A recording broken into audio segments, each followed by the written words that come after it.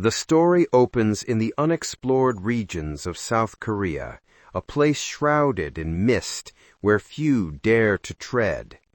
Clusters of martial artists sit scattered across the barren field, chatting idly as if they aren't about to risk their lives.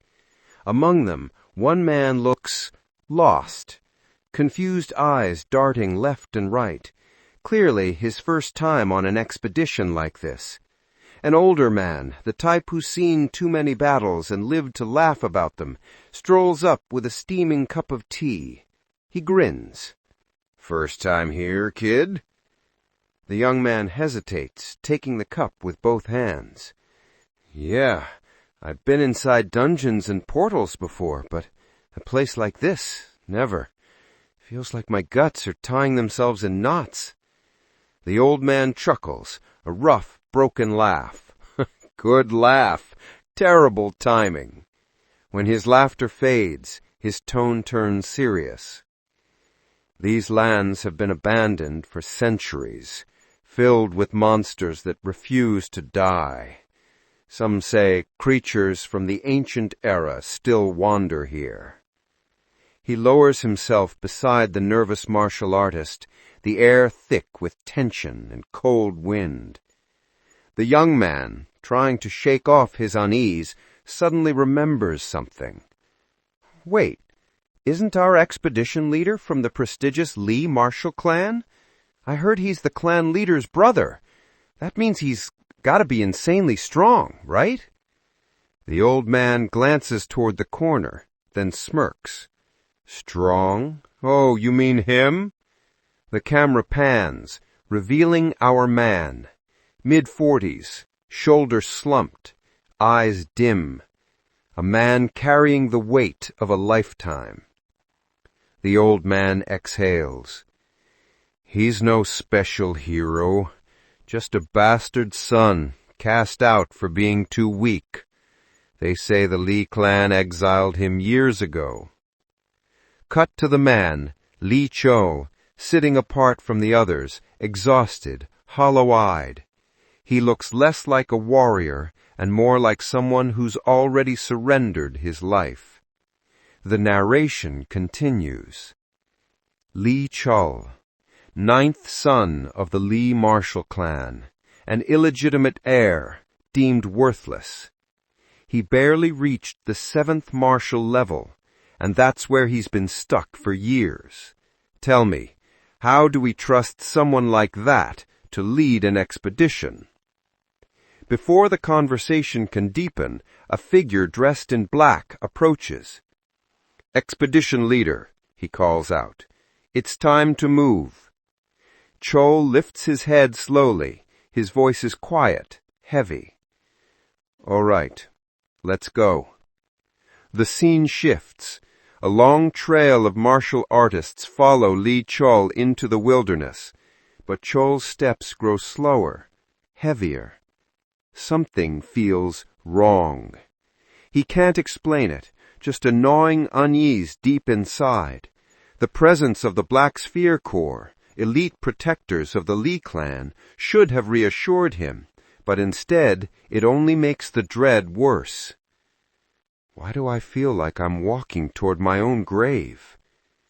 His thoughts drift to the past. I once had dreams, he remembers. When I first learned I was a descendant of the Supreme Lee Martial Clan, even the Divine Sword chose me at the selection ceremony. I believed that if I worked hard, recognition would come. But that day never came. He was only 8 when a physician told him the truth. His mana flow was abnormal, unstable. He could never ascend beyond the lower martial levels. If he forced it, his mana would collapse, crippling him forever. That revelation shattered everything. Later, even the clan's butler reported to his father, "Master Cheol will never reach the 9th level, my lord. If he does, it would be nothing short of a miracle." His father turned away, silent, disappointed. That silence cut deeper than any blade. That's when everything changed, Cheol recalls. People laughed at my divine sword, called it a fluke, a coincidence. But I kept training. I gave it everything. At 25, he finally reached the 7th martial level, a rank his siblings had achieved as children. Still, for one brief moment, I was proud. But the pride didn't last. At 30, the clan exiled me. If my older brother hadn't helped me then, I'd be nothing more than a corpse by now. 10 years have passed since then. 10 years of running, hiding, surviving. The world, meanwhile, is crumbling. Monster regions expanding. Beasts evolving faster than ever. Human civilization cornered. Even his father, once hailed as the Spear of the East, is gone. And not long after his death, men in black came searching for him. The Black Sphere Corps. When he asked how they found him, they didn't answer. One of them simply handed him a sealed letter. Cheol sighed, half amused, half weary. So you're ignoring me, huh? He broke the seal. Inside, a name written in bold strokes. Gi Lee Son. Gyonsu? Third brother? He's the new leader now? And what about the first brother? Questions swirled, but the Black Sphere agents turned to leave. We'll return in 1 hour, one of them said flatly. Cheol clenched the letter tight, voice cracking as he shouted after them. What happened to my brother? No answer. Only silence. I haven't touched a sword in 10 years, and now you want me to walk into a monster-infested zone for investigation? One of the black-clad men stopped mid-step and turned, anger flaring in his eyes. 2 of the black-clad men draw their weapons, and in the blink of an eye, they strike. Steel flashes, blood erupts, heads fall before screams can even form. Lee's eyes widen in disbelief. The peaceful exploration turns into a massacre. What are you doing? A survivor shouts. One of the assassins steps forward, his tone chillingly calm. You should feel honored. You die today for the benefit of the clan. Emotionless, mechanical, his words freeze the air itself. He strides toward an older martial artist, but before he can strike, a sword pierces clean through his chest. Lee stands behind him, blade dripping crimson. Who sent you? Lee demands. The assassin doesn't flinch, doesn't even scream. Instead, he smiles. The clan leader, he says softly. We were ordered to bring you here, unless you resisted. A low laugh escapes his lips as his hand grips the embedded blade. With unnatural strength, he crushes it, the steel splintering to dust. Then he turns. The gaping wound in his chest begins to heal. Flesh knits, bone reforms. Lee's pupils contract. Regeneration that fast? Impossible. Before he can react, the old martial artist behind the assassin lunges in desperation, a sneak attack born of panic. Too slow. The assassin spins, blade slicing in a blur. The old man's body splits clean in two before the strike even lands. Blood rains across the marble floor. The assassin licks his lips, eyes gleaming. He looks at Lee and grins. Pathetic. I expected more from the Lee clan's bastard. He tilts his head mockingly. You can't possibly share the same blood as them. Then he vanishes. A flicker of movement, and his boot slams into Lee's chest with crushing force. Crack. Lee's body hurtles through walls like a rag doll, colliding into a mound of bones. Blood gushes from his mouth. His ribs scream in agony. Still, even broken and bleeding, his mind refuses to surrender. No, I can't die here. He forces his eyes open, scanning desperately. A weapon, anything. Then he sees it. Half buried in the colossal skeleton of a beast lies a sword, ancient, blackened, radiating silent power. Lee stumbles forward, heart pounding. If that blade could slay a monster this huge, maybe it can save me. He grabs the hilt and pulls. The sword slides free, but instead of unleashing power, it begins to disintegrate.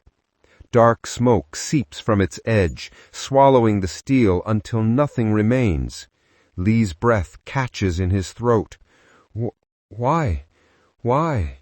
He whispers, stunned. Behind him, the assassin's cold laughter fills the hall. I can't believe how pathetic you are. A descendant of the Lee family, trembling like a rat. He raises his weapon. At the very least, I'll give you a Lee Clan death. He lunges. The blow lands clean, the impact sending shockwaves through the ruin. Lee's body collapses, strength draining from his limbs. Blood pools beneath him, his vision flickers. The heavens are cruel. Is this really how I die? The world fades. Darkness swallows everything. His body lies broken, sliced in two. Yet consciousness remains, and through the void a faint light glimmers. Then a voice, familiar, deep. Is this Yu Jing's son? Another voice answers hesitantly, an old but loyal tone. When we found him, sir, she was already... The rest is silence, but Lee recognizes them instantly. Father? Butler Choi? But that can't be. His father's been dead for years. He opens his eyes, or whatever part of him can still see, and realizes they look younger, both of them. Butler Choi stands beside my father, just as I remember them from my childhood, except time has rewound.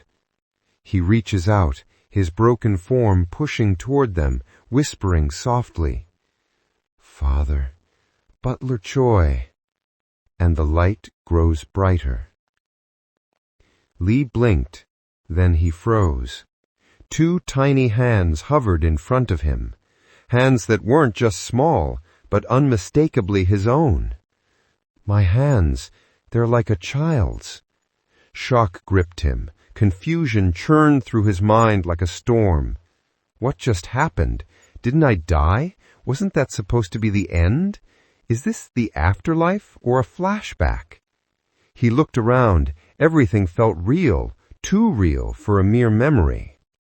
Meanwhile, in a quiet study far away, the patriarch of the Lee clan remained oblivious to the boy's strange predicament. He leaned toward Butler Choi, voice calm, decisive.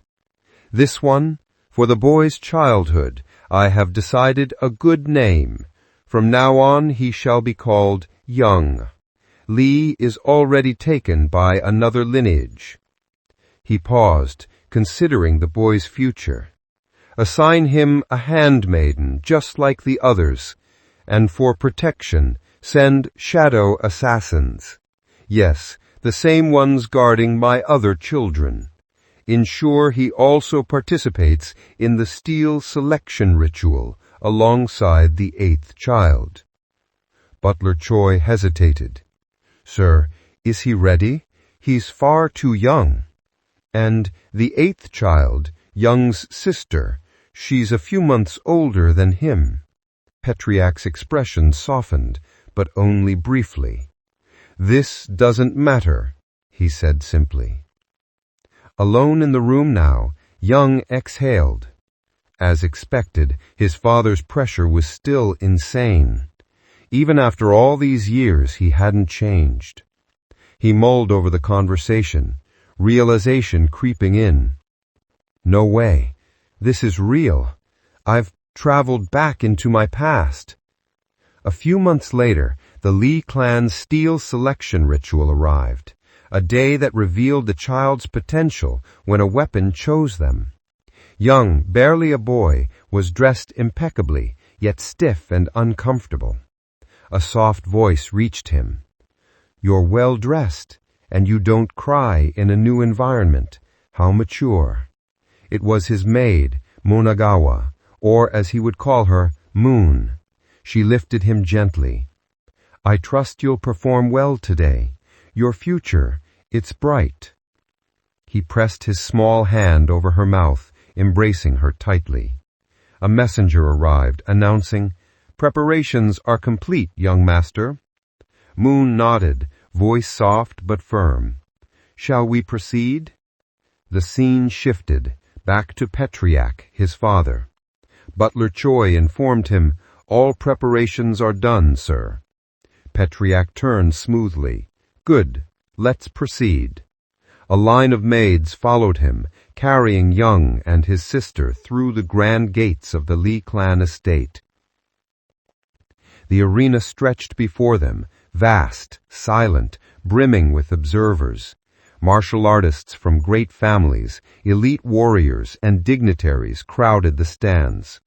Whispers spread as Young stepped forward. It's him, the illegitimate son they brought back inside.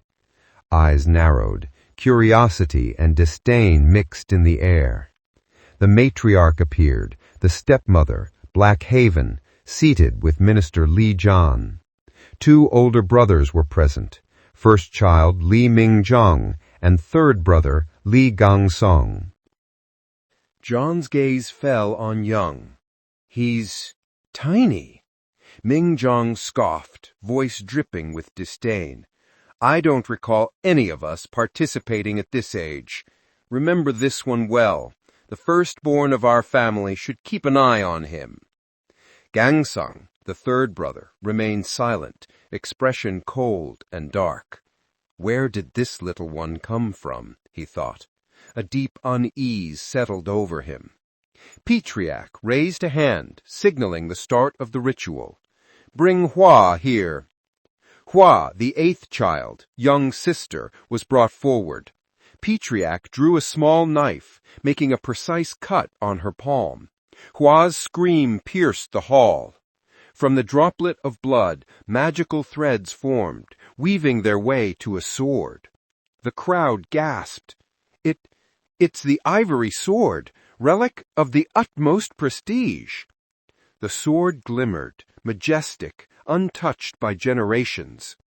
With a commanding gesture, Petriac drew the weapon toward himself. It flew into his hands, spinning dramatically through the air. Behind him, women of the clan cheered quietly, acknowledging the birth of another gifted child. And in that moment, Young's eyes sparkled, the first real hope since his journey through shadows and blood. The matriarch's eyes sparkled with pride as she watched her daughter's performance. She inclined her head, a faint smile on her lips. "Thank you for your compliments," she said, though there was a sharp edge beneath her words. Petriac's voice rang through the hall, commanding attention. "The ritual is not yet complete." Petriac's calmness only intensified the tension. "Now, Young will undergo his ritual." A murmur spread through the assembled crowd. "The illegitimate son! They're letting him participate?" Whispers turned into audible complaints. "How dare they allow a bastard here?" Eyes narrowed, jaws tightened. The clan's elite were seething. Petriac didn't falter. The same procedure as before. A shallow cut was made on Young's palm. But unlike others, the boy didn't flinch, didn't cry. Petriac's hand rested gently on Young's head. "I am proud of you," he said, voice carrying across the hall. Young swallowed hard, nerves coiling in his chest. It's time, he thought. In my past life, the clear echo, a heavenly ranked sword, chose me. But which weapon will choose me now? A droplet of blood fell and hit the ground. The magical process ignited, threads of energy spinning in the air. Around him, whispers turned into taunts. The illegitimate son, the boy from outside, does he really belong here? Every glance, every sneer felt like a knife against his resolve. From the shadows, John observed, eyes fixed on the matriarch. If her expressions are anything to go by, she's furious. Well, he is a hidden son. Naturally, she'd be angry. And for this boy, a terrible fate awaits. Meanwhile, Moon handed Young over to Petriac, her small hand steady despite the tension. John's thoughts were sharp, calculating. For an illegitimate son to survive here, nearly impossible. I've seen it before. Those children never lasted. Then the arena doors creaked. An old man entered, a presence commanding the room. John stiffened. What is he doing here? Lee Cheol, the clan's head elder, surveyed John with a low, piercing gaze. John returned the stare coldly, every muscle tense, every thought guarded. I don't trust him, not 1 inch. Lee Cheol spoke, voice deliberate, cutting through the murmurs. Is this the boy Petriac brought inside? John answered tersely. Yes, the Shadow Squad discovered him and brought him here. Lee Cheol's frown deepened. Why would Petriac force a child whose origins are unknown into this ritual? A jab of sarcasm followed. Oh, you experienced it yourself, John. You know the steel selection isn't meant for bastards. The revelation struck John like a thunderclap. He's an illegitimate son, too? John's anger flared, hot and immediate. What did you just say? Lee Cheol smirked, feigning innocence. Oh, forgive me. Your story just reminded me of another illegitimate child, one so weak that not even a single weapon chose him. Famous tale, isn't it? John clenched his fists, teeth grinding. But he was trapped. Words were powerless. Lee Cheol slammed his cane against the floor. A bastard is always a bastard. He should know his place. The tension shattered when a sudden glow erupted from the arena center. Light spilled across the hall, brilliant, pure, impossibly powerful. John's eyes widened. Impossible! Blue radiance bathed every corner of the arena. Legendary weapons, long dormant, stirred to life. Every class, every rank of weapon awakened, and they were all choosing Young. Even the sword of his eldest brother pulsed, aligning itself with the boy. Mingjong's voice cut through the awe. How is this possible? He called to Gongsung. Can you believe it? Our youngest brother, he's beyond capable. The hall erupted in chaos. No illegitimate child could be this strong. There must be a mistake. Petriac's voice thundered over the commotion. Silence! According to clan law, every weapon that chooses him now belongs to him. Even in the whirlwind of astonishment, John's voice rose. I have a suggestion. Petriac's gaze, sharp as a blade, turned toward him. What is it, Minister? John's mind raced, analyzing the impossible scene, the illegitimate boy chosen by all the legendary weapons in the clan. He knew this wasn't simple, not even close. His hand hovered over a single blade. Confidence surged within him. I will never regret this. Petriac's eyes widened, a rare trace of surprise flickering across his stoic face. That sword, it was once entrusted to our founder under undisclosed circumstances. Its powers remain a mystery. No one alive has ever fully understood its potential. The sword's name echoed through the arena, Black Twilight. Patriarch's expression darkened as he continued. Judged by conventional measures, this sword might not seem heavenly level. Yet it has been stored alongside the other legendary swords as a mark of our founder's legacy. Not a single ancestor ever awakened it, and now this child, born anew, has been chosen by it. Patriarch held Young in his arms for a moment, contemplating the anomaly in silence. Could it be a deliberate act of fate, or merely a fluke?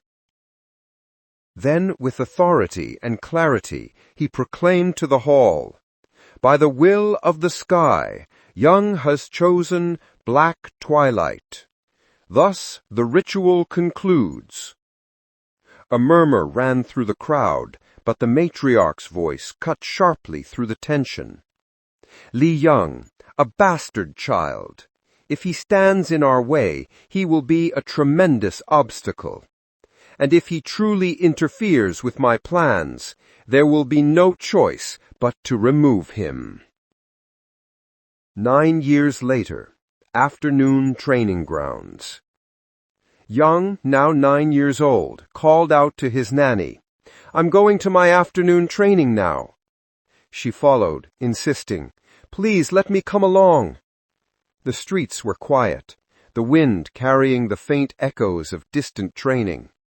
Young, slightly embarrassed, replied, "I can go alone now." She only smiled, worried but resolute. "You could, but why go to Zone 1? Other training grounds are empty. There's barely any room in there." Young grinned knowingly. "Someone is waiting for me there." Nanny's brows knitted in confusion. A sudden shout pierced the air. "Seventh Zone," she whispered. "Someone's training there." Inside, a young girl swung her sword with precision. "Hold it too tightly and you'll hurt yourself," the instructor warned. "Now, try a vertical slash." She obeyed, her focus unwavering. Nanny's eyes widened. She's the 8th child of the Lee clan, my master's sister." Young watched silently. "So this is the 8th child, only 5 months older than me, and my so-called older sister." Nanny leaned closer, a caution in her voice. "You should call her your older sister. If anyone overhears, it could be dangerous." Young shook his head with a mischievous grin. "She's only 5 months old. I'm not calling her that." The instructor shouted again, frustrated. "Think of your sword as part of your body.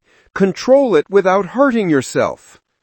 The girl, visibly irritated, snapped back. "Why do you keep repeating the same thing?" She slammed her sword down, eyes blazing. "Does it even matter how I hold it?"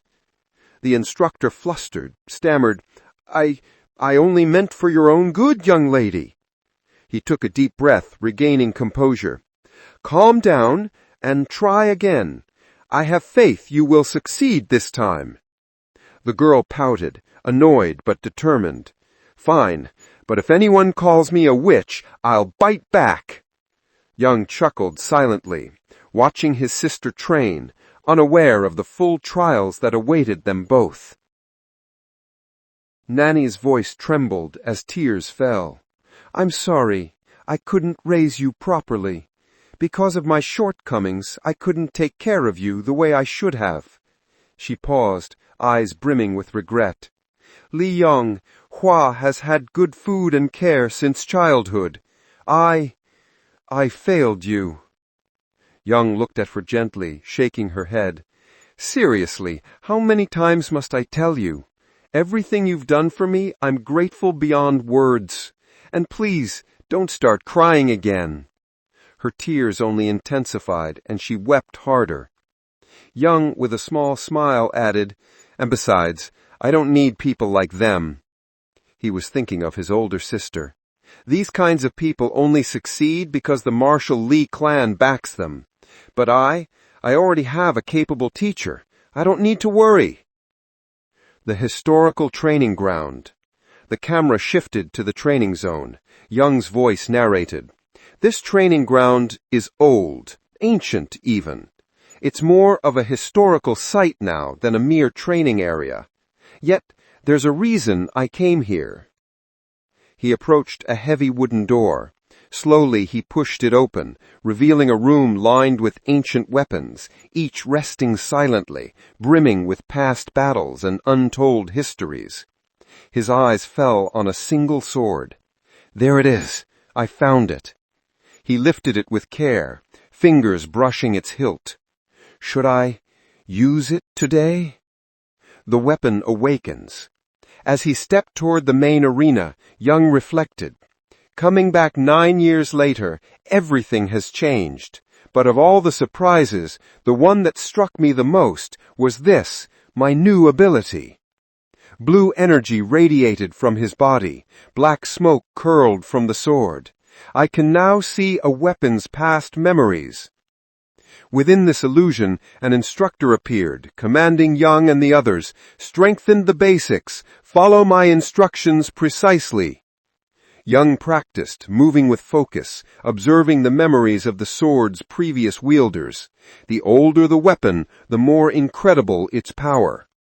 As he executed the moves, he realized the more a wielder is connected to their weapon, the stronger the weapon becomes, and the clearer its memories appear. With a surge of energy, he completed a technique, 7-star sword, first form, his blade slicing through the air with a crimson gale, crimson wind.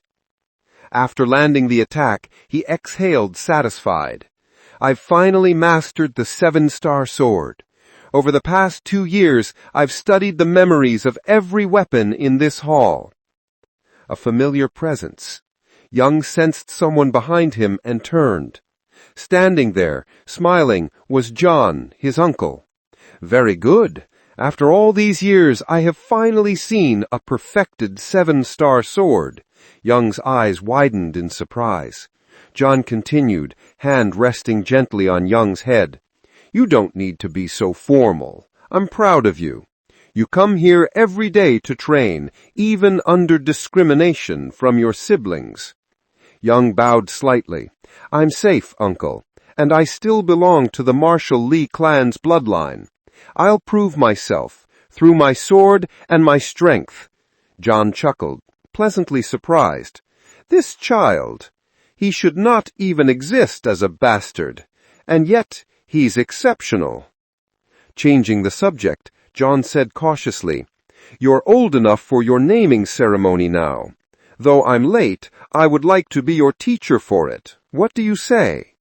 Young blinked in surprise. I cannot accept that, but thank you. John, shocked, asked hurriedly, Wait, are you saying you will not be satisfied with me as your teacher?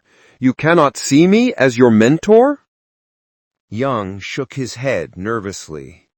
Of course not. It's just that in our family, children cannot select their teacher before the naming ceremony. I don't want to put you in any trouble. John's eyes softened. But your siblings have already broken that rule, training under excellent teachers and eating nutritious food. Young's gaze hardened. Rules should not be broken, no matter what others do. As I said before, I will prove myself through my strength alone. John, staring at the boy, thought, This child is really 9 years old? His eyes, they're exactly like his older brother's. Placing a hand on Young's head, he chuckled. You're as stubborn as your father, just like him. John looked frustrated, a deep crease of disappointment across his face. This is your uncle, and he feels powerless to do anything for you. It bothers me more than you can imagine. He turned to Young. Is there anything at all I can do for you? Young's eyes lit up, a spark of excitement breaking through. Finally, this is what I've been waiting for. Hesitant, he murmured, If I'm honest, there's a favor I want to ask of you. John's expression softened. Oh, A favor? Tell me, what is it that you need? A small smile curved Young's lips. I want to see what's inside the secret warehouse. John froze. He hadn't expected this request. The boy wanted something so daring, so extraordinary. Arrival at the secret warehouse. Soon, John was driving Young in his vehicle, arriving at the imposing gates of the secret warehouse. As they approached, a guard stopped them. Apologies, but you must identify yourself and provide a visiting pass to enter. John handed over his ID calmly. I am General Tae Young. This is a routine inventory check. He pointed beside him, introducing Young. And this is the youngest son of the Martial Lee Clan, here for a field trip with me. The guard saluted quickly. Your entry is authorized. You may proceed. The vehicle rolled forward, entering the legendary warehouse. Young's heart raced. He had to act fascinated, as if seeing everything for the first time. Of course I'm excited, he whispered to himself, eyes wide. This is where my family's treasures are stored. Everything. Inside the warehouse. The warehouse's interior glittered with legendary weapons and ancient relics, each one radiating power and history. Young's gaze darted from one shining sword to another, his mind racing with possibilities. John pressed the elevator button, explaining, The basement holds the weapons that were sealed for various reasons. Young's eye sparkled with anticipation. I've heard there are even monster-level weapons here, ones that have devoured their previous owners. John chuckled darkly. Yes, if you touch them, they could harm both body and heart. Young flinched theatrically. Not scared? Not one bit. John laughed. Relax. We won't go to those dangerous ones today. As the elevator doors opened, Young stepped in, feigning innocence and excitement. Phew, pretending to be this fascinating is harder than training itself. The Graveyard of Weapons. The basement, known as the Graveyard of Weapons, was an enormous vault. Countless sealed weapons and relics lay in orderly rows, each holding stories from centuries past. Young moved carefully through the aisles, scanning every dagger, sword, and strange artifact. His eyes searched for one particular weapon. Finally, he spotted it. Bondless. A dagger in shape, but infinitely malleable. Change its length, its weight, its form, even its properties. Anything is possible if I infuse my will into it. Young smiled, remembering the stories. This was the same weapon that, in his past life, had gone to his third brother, Lee Yong-song. Its ever-changing nature had earned him the title Ever-Changing. That title had allowed him to rise above his siblings, becoming patriarch in place of the eldest. Young's mind hardened. I must obtain Bondless before Gong-song. I cannot let history repeat itself. He activated his powers, energy flowing through him. It will take time, but I will check every weapon, one by one, until I find it. A black flame spread from his hands, scanning every dagger in the basement. A rusty clue. Hours passed. One by one, the daggers were analyzed, but Bondless remained elusive. Frustration crept in. Determined, he muttered to himself, It must be here somewhere. I just haven't searched carefully enough. His foot caught a table, and a rusty dagger tumbled to the ground. This is too rusty. Could this be Bondless? The thrill of the hunt surged through him, his eyes glinting with anticipation.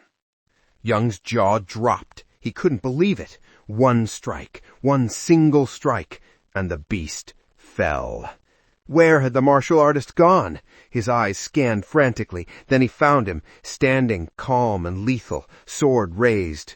The warrior's gaze pierced Young. "Who are you?" His voice was a blade. Goosebumps raced across Young's skin. Can he see me? Young thought, heart hammering. The martial artist advanced, eyes locked on him. "Why are you here?" Then he positioned his sword, deadly precision gleaming. "This is mercy. I'll give you a painless death." "Strike!" And Young jolted awake. Sweat drenched his body. His pulse raced. The rusty dagger had slipped from his hands. He trembled. Everything had felt real. But then he noticed something strange. Rust was melting off the dagger, vanishing as if it had never existed. Confusion and awe collided in his chest. How is this even possible? He grasped the dagger again. Recognition hit him like a lightning strike. It's him. A drop of blood fell from his finger onto the dagger. "With this, I will command 10,000 soldiers." The dagger pulsed, responding to him. Blue light erupted, wrapping around his hand. The dagger accepted him, its owner finally claimed. Young couldn't contain his excitement. The dagger shifted form in his grip, stretching and solidifying into a sword. He swung it experimentally. Techniques flowed naturally, precise, fluid, unstoppable. And just like that, Young began his training. Each strike, each maneuver, a promise of the power he would soon wield. Finally, he had found it. Young held Bondless in its original form, a grin breaking across his face. Victory, pure, unfiltered joy. The journey to uncover the legendary dagger had ended, but his real trial was just beginning. The camera shifts back to the old training grounds, the same battlefield echoing with relentless strikes. The sound of steel cutting air fills the scene. And there he is, Young, practicing the same technique over and over, failing again and again. Frustration claws at him. He clenches his fists. A full week since I found Bondless. His eyes flick to the dagger-turned ring, glowing faintly. But was that vision real? That strange world? He remembers the demon-splitting technique from the memory, the impossible precision, the perfect form. Did he show me only a glimpse because I was weak? Because I wasn't ready? Despite the raw force of the technique, he realizes something startling. The man who wielded it was flawless, graceful, unstoppable. That's why I can't copy it perfectly. Not yet. A smile creeps across Young's face. He exhales slowly, eyes glinting with resolve. But I'm not in a rush. He lifts his sword again, letting his body gradually adapt, each movement syncing naturally with Bondless. I'm not him. Not yet. I'm just 9. I can't mimic an adult's perfection, only learn in my own way. He takes his stance, muscles relax, breath steady, sword gripped the way his body demands, power hums beneath his skin. Strike! And the ground shatters, cracks spiderweb across the training area, dust and debris erupt into the air, smoke coils around him like living fog. And in it, Young stands, triumphant, chest heaving, eyes alight with excitement. I've got it! I can do this! A beat passes. Another thought intrudes. The real challenge isn't just learning the move, it's channeling mana properly. No matter how he tries, the energy slips, the flow breaks. He frowns. Frustration simmers. I must be missing something essential. Determination hardens. Then I'll figure it out, one step at a time. But he isn't alone. Shadows flicker behind him. Someone's watching. Before he can react, a figure steps forward. A girl. Dark hair, sharp eyes, a smile that chills him. Creepy, almost unnatural. She snatches his sword mid-motion, holding it effortlessly. Where did a child like you learn that skill? Her voice drips curiosity and danger. Young freezes, heart hammering. Wet. Who are you? He stammers. Black hair, dark circles. She must be of the Martial Lee Clan's main bloodline. The girl's eyes widen slightly in surprise. You really don't know me? She pauses, then realization dawns. Ah, I suppose you wouldn't. I don't get out much. She tilts her head, smile softening, and asks his name. Tell me, what are you called? My name is Young, he answers cautiously. Her grin widens. She grabs his hands and shakes them playfully. Your name is Ji-Fail. Unique. I'm Lee Gyanga. Nice to meet you. Young flinches, irritation flashing across his face. My youngest aunt? No wonder John said she's different. Memories of his uncle's warning surface. She wasn't favored, considered too unpredictable, too strong for her age. Dark thoughts flicker across Young's expression. Why doesn't she realize just how strong she is? His body collapses onto the ground, worn and battered. His aunt leans down, a teasing tone in her voice. You're weaker than I expected. Young stiffens, heart racing, eyes wide. She crouches, gaze piercing him. Where did you learn that skill, child? Fear spikes through him. Why is she asking this?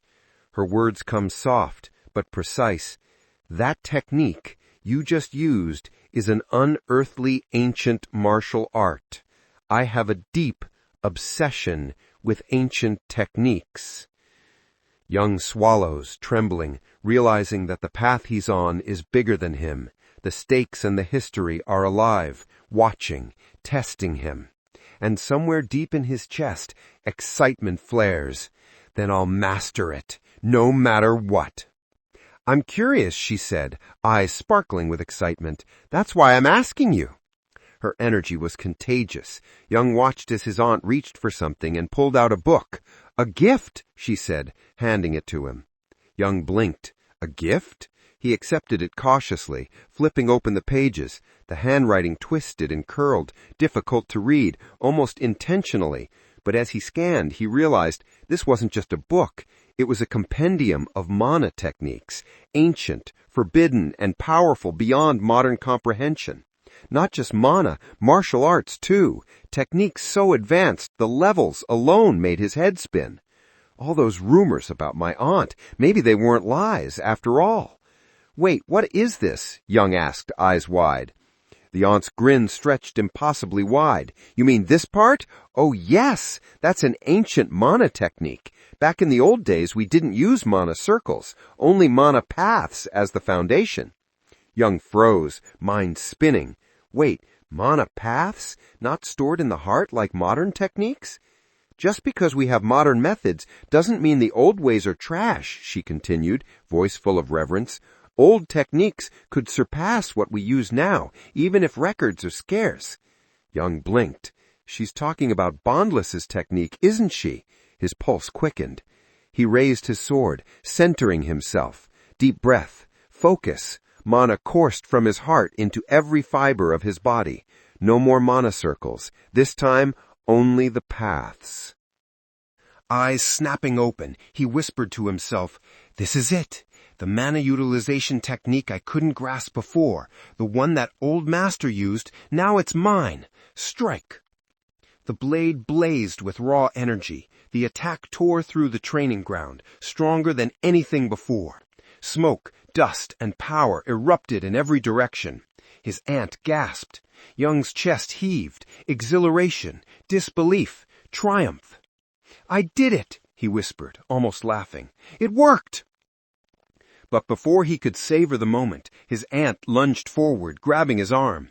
Her eyes glinted with manic excitement. How did you do it? If I'm not mistaken, this is an amplification technique. Young froze. Amplification technique? Yes, he admitted. I just did it. She scowled, impatient. Yes, but how? How did you actually do it? Young exhaled, frustrated, hands trembling. Why should I even tell you? Her gaze softened, almost pleading. Because the book I gave you, that's why. I've spent 10 years trying to unlock this technique. Even after being expelled from the clan, I kept searching. So please, show me. I'm ready to do whatever you say. Young's eyes narrowed. He thought, considered, then finally said, 3 promises. Her brow furrowed. 3? What promises? The first, Young said, you cannot speak of me to anyone, not even your older brother, unless I give you permission. Confused, she asked, even if your father asked? I don't like people talking about me, he said simply. She tilted her head, sadness flickering in her dark eyes. Interesting. Even she hates being gossiped about. The second, Young continued, voice firm, you will never lie to me again, so we can truly trust each other. The aunt hesitated, troubled, then nodded resolutely. All right, I agreed to the conditions. Tell me the last one. Young's lips curved with determination. The third... And there, the scene cuts. A year had passed. The old martial arts training center stood quiet, save for the faint echo of swinging swords and distant shouts. Moon, Young's maid, came running through the corridors calling his name. Young, engrossed in practice, spun around in surprise. What are you doing here? And what's that in your hands? Behind him, Aunt Ani, watching silently, tensed, her fingers twitching. Young was 10 now, and already his presence radiated authority beyond his age. Moon fumbled, hurriedly thrusting a letter toward him. Open it, quickly! Young's eyes flicked to Ani. Even she looked startled. Finally, it's here. He tore open the letter. His heartbeat quickened as he scanned the contents. The naming ceremony. His eyes went wide. But something felt off. Where Patriarch's name should have been, it read his older brother's. My big brother's name here? My mind raced. Does this mean father isn't home? But I didn't hear anything about him weaving. Ani shivered behind him, fists clenching. A naming ceremony! She shouted, voice sharp, eyes blazing. Young blinked, surprised at her reaction. What's wrong? I was about to train. I need your guidance. If you go to the ceremony, you'll have to stay there. You can't go. Not yet. Young gritted his teeth, irritation flaring. You know I have to go. There's no choice. Tears sprang to Ani's eyes, but Young pressed on. Don't worry. I'll be quick. I'll finish my lessons and return. We'll complete our training as fast as possible. Ani hesitated, confusion and emotion battling in her gaze. But how will you manage? You'll be swamped with lessons there. A small smile tugged at Young's lips. Confidence radiating from him, he replied, I'll train in mana techniques and recover old martial arts simultaneously, and I'll attend my lessons too. The scene shifted. A stark, sterile hall. A strange capsule-like tube awaited him and his sister. Their instructor, Jangwak, leader of the Blood Tiger group, stepped forward. Today's training begins. First task, withstand magical attacks for 30 minutes. Young observed the incoming attacks calmly.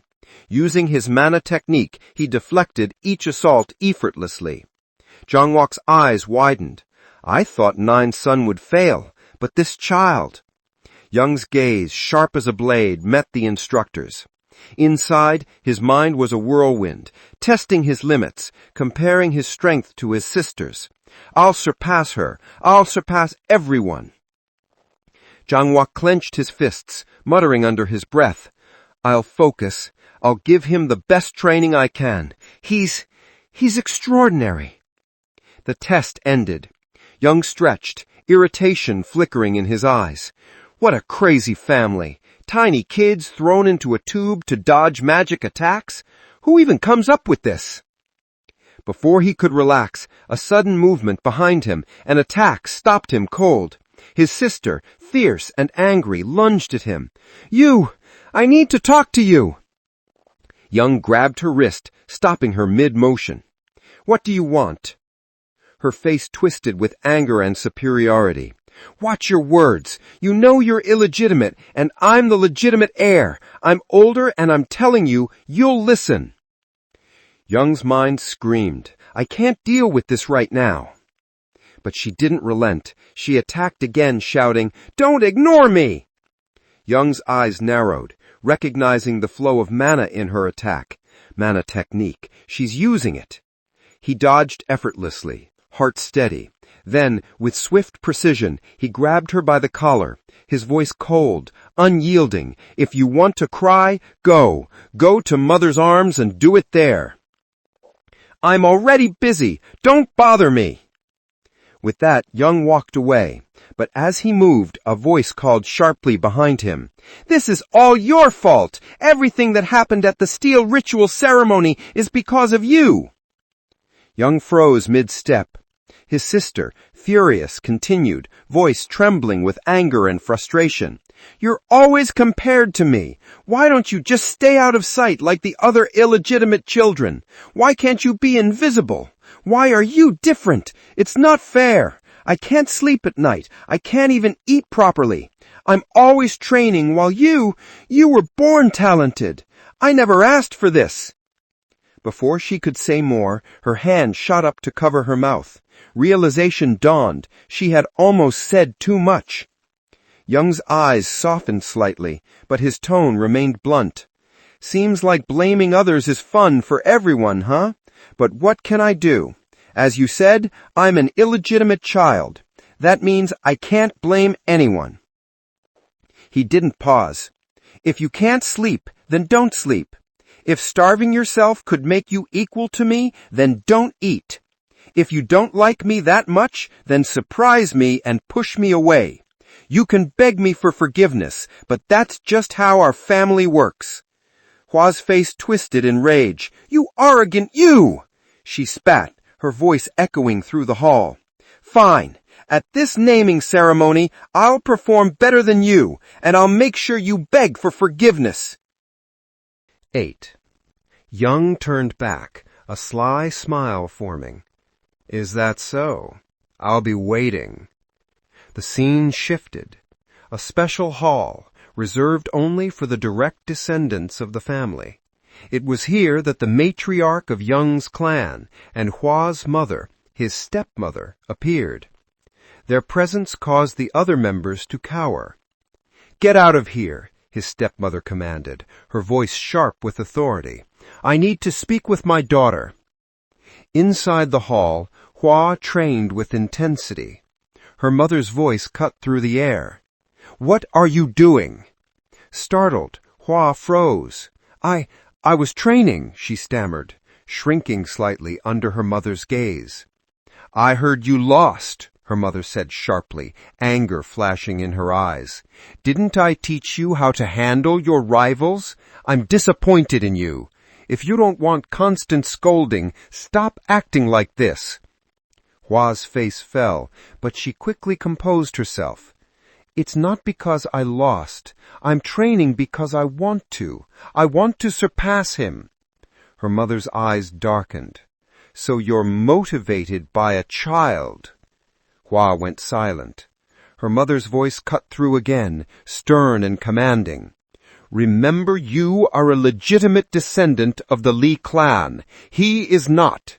You are on a completely different path. You should be able to defeat him easily, and yet you're motivated by him. Never forget that." Then, with deliberate motion, her mother handed her a small vial. "This is called dreamlike trance. It's lethal. If you can't surpass him, remove him from your path." Hua's eyes widened in shock, the weight of her family's ruthlessness hitting her all at once. Meanwhile, Young's nanny entered, looking at his report card. "This doesn't make sense," she muttered, surprised. "Top marks, first place?" Young chuckled softly. "Now you can rest easy, right? No more worries?" His nanny embraced him warmly. "I may not have done much for you, but look at what you've accomplished, Master." Young smiled. "Don't say that. You've done so much for me, more than I can count." Just then, a familiar voice rang out. "Let's go, baby! Time to train!" It was Young's youngest aunt, Annie, bursting in with excitement. I just finished training, Young groaned, exasperated. That's exactly why. I'm telling you, we're going for mana training. It'll help fix your exhaustion, Annie said, grinning mischievously. Young rolled his eyes, but couldn't help smiling. Training never seemed to end, but somehow that was just the way life was in his family. But I've never heard about these effects of training before. Annie looked a little nervous at that, stammering. Yeah, it's true. Young shook his head slightly and grinned. All right, never mind. Now, I have something to show you. Come on, let's see.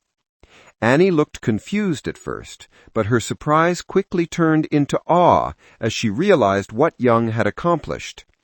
You've obtained your first star, she exclaimed, almost shouting.